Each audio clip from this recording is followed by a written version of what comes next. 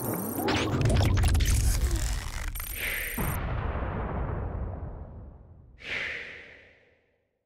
everybody, I'm JJ Johnson. You're watching Reality Survival. And so today what I wanted to talk with you about is very large power transformers in the United States. In a couple of videos in the past where I talked about 17 misconceptions of an EMP, and I also talked about how to make a Faraday cage. I think I mentioned it in there.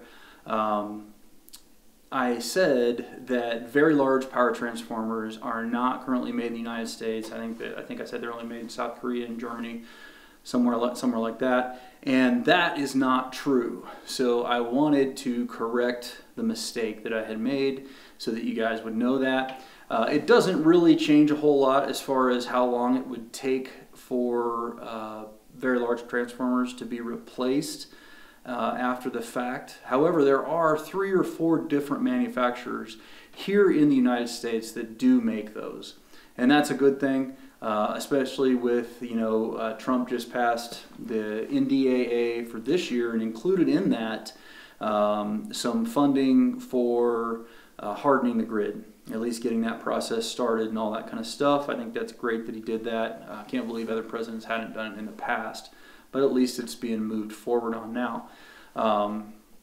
But anyhow, that's pretty much all I wanted to share. I will throw up a graphic here where you guys can take a look and see, the names of different countries or the different companies and stuff like that here in the States that do produce those, just in case it's of interest to you. I don't know if it necessarily is or not, because again, it is still going to take, probably 18 months to even up to 3 years or so to get those things in place because they're so difficult to make and so hard to transport and all that kind of stuff. So anyway, just wanted to correct the record.